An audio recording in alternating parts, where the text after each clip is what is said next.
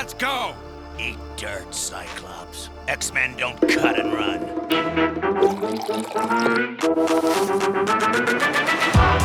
What's up, everyone? This is Disney Plus Deets, where we break down everything you need to know about your favorite Disney Plus movies and series.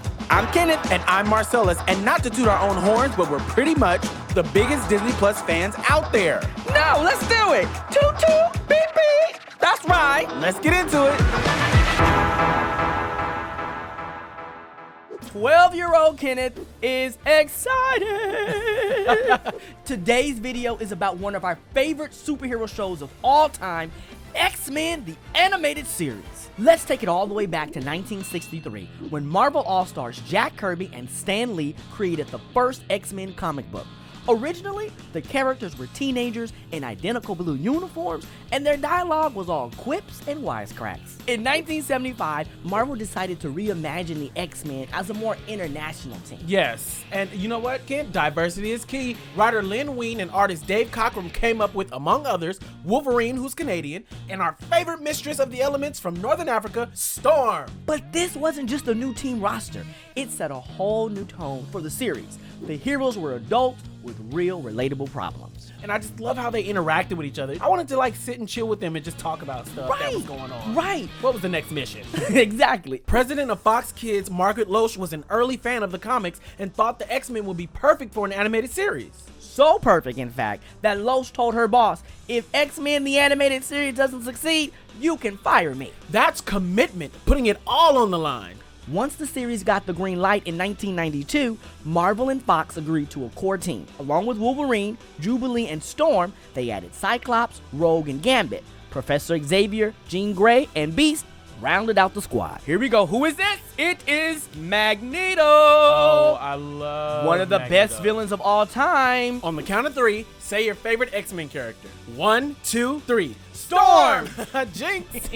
According to creative executive Sidney Iwanter, it was important to focus on these characters' real emotional weaknesses. Well, here's the thing. They just weren't typical superhero vulnerabilities. We're talking about Rogue not being able to touch anyone without consequences. Absolutely. Storm dealing with being orphaned, and even Wolverine dealing with unrequited love. Oh, let's talk about the love triangle. Oh, that my. is Cyclops, Wolverine, and Jean Grey. And poor Wolverine. He was supposed to be at the wedding, but he is mad because he is in love with his frenemy's wife, Jean Grey. We all love Jean Grey. I felt like Jean Grey was like the glue, would always come in and kind of just make sure she was the referee for everybody. I can sense his feelings. They seem genuine. Just like Wolverine that we see right here, I used to put forks between my fingers. Yes! I thought I was the only one. I had my mama's butter knife, and I was walking around the house thinking I was Wolverine. She said, boy, if you don't put my butter knife back in that drawer. I just need pictures of you in all your makeshift X-Men costumes. And we can't forget about my boy Morph. He was only supposed to be in one episode, but Fox had a focus group with a couple hundred kids, and they voted for Morph as their favorite mutant, resurrected by popular demand. The first season had one continuous storyline, but due to animation delays, season 2's episodes were created to stand on their own. So if one episode wasn't finished on time, another could be shown in its place. Networks at the time didn't think kids could follow complicated storylines. The series writing team disagreed, which was definitely the right call, and on behalf of kids everywhere, we thank you. Director Larry Houston, who was also the very first Black Saturday Morning storyboard artist to be hired in Hollywood, was a big fan of legendary comic book artist Jim Lee. Lee's X-Men costume designs varied between characters, but shared similar colors and overall style, and therefore inspired the look for the show. We love to see it. And speaking of making some changes in Hollywood, Houston and showrunner Eric Lewald had a whole new approach to casting the series.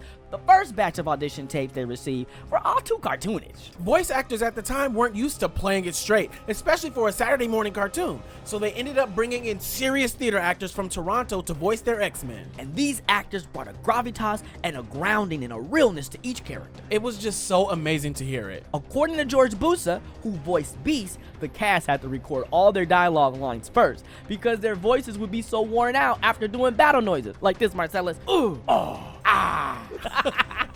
Still, all that vocal strain paid off. Before this cartoon came out, we didn't know how these characters sounded. We did not. They We were definitely only did on not. paper. So this is the first time for us as fans of the comic books to actually hear the voice of our favorite characters. And we loved it.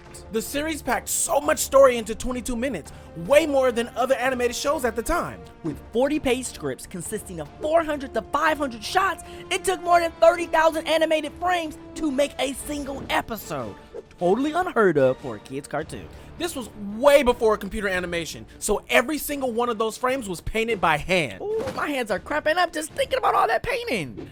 And what about the cameos from the other Marvel heroes? We got Captain America right here. It was already a big deal. Hello, headline news. We got X-Men, and then you turn around and we got new people? Ken, I was just starstruck. We have to shout out Eric Lewald and Julia Lewald. We found their book X-Men: The Art and Making of the Animated Series super helpful when making this episode. If you're a fan of the series, you'll love that book. Make sure you check it out. And that's our show for today. Be sure to like, subscribe, and check out X-Men, the animated series, now streaming on Disney+. Take care of yourselves and the planet, and we'll see you next time. Marcellus and Ken signing off. Storm would be both of our favorite characters. That's because we spend too much time together. You love it. I do.